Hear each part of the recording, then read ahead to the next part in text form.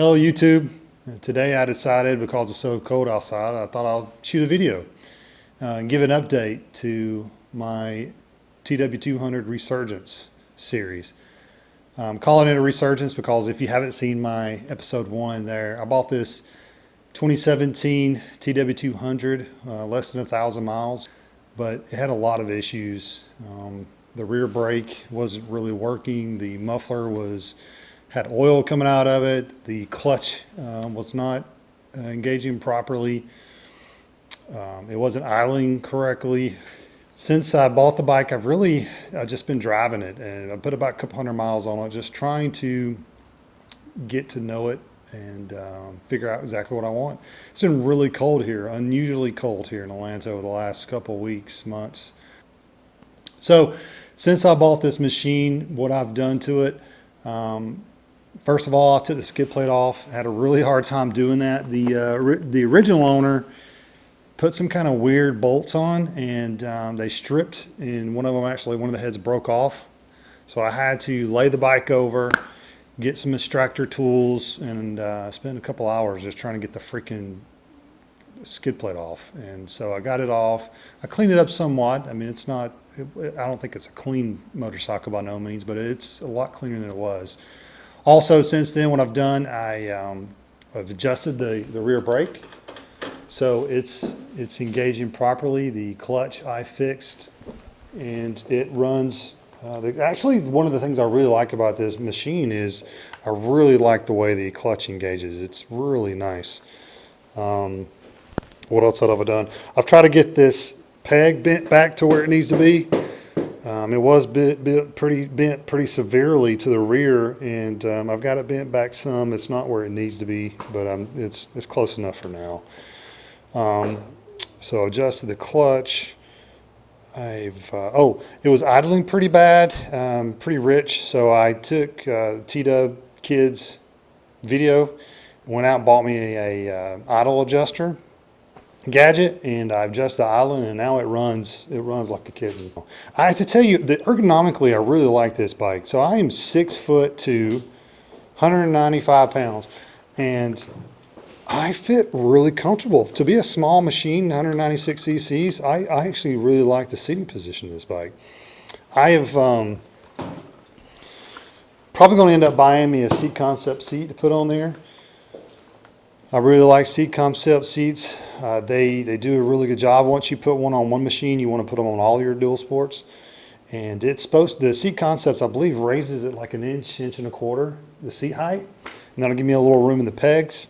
And then I've already got an aftermarket bar, and I've got some rocks risers to put on it. So that'll help the cockpit out, help a little more. Even its stock form, it's not uncomfortable, but I like to make it as comfortable as possible. So I'm going to do those few things to get it back to get it where I want it to be. What else have I done? I've added this rear rack. So this is a WRP rack. When I went out and asked for opinions, everybody that I talked to was like, don't get one of these the rear subframe mounts, because it's only rated at 7 pounds. Get you one of those Pro Cycles or Tusk that mounts down here, and where the passenger foot pegs would be. I didn't want to do that. For one, they're pretty expensive, like 150 bucks or something. And then two, I'm not going to be hauling a deer out of the woods, so I don't need to carry a whole bunch of stuff. I mean, I'm going to have maybe a 15-20 liter bag back here, maybe a Rotopax fuel canister, which what I like about this WRP rack is you can tell it has the place for Rotopax.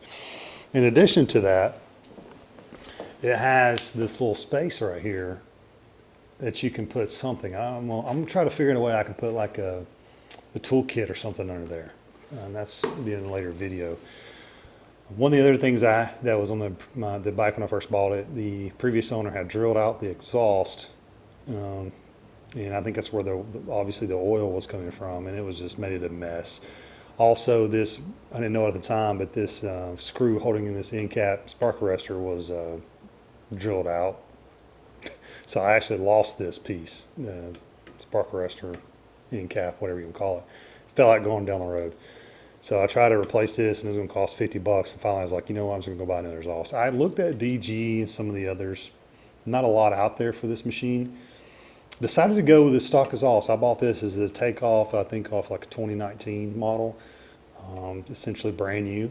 I got to put the other little guard on there off the old one, but I'm really happy I went this route. For one, I didn't want to spend 350 bucks for a DG, but two, this is loud enough. It has a nice little burble for it. I like this stock exhaust on it, and so I'm glad I did that. So rear rack, stock exhaust. Other than that, all I've done is I've done adjustments and trying to get it. And I'll tell you, this bike purrs like a kitten now. I'm really happy the way this machine is running. So the next video, stay tuned. I'm going to take Fortnine's recommendation and go up a tooth in the front to help give it a little better top end.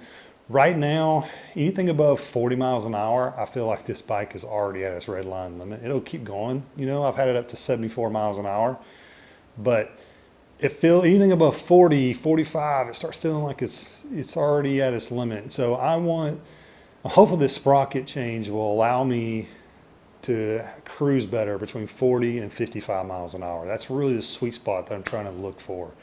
I'm not really trying to get any more top end speed.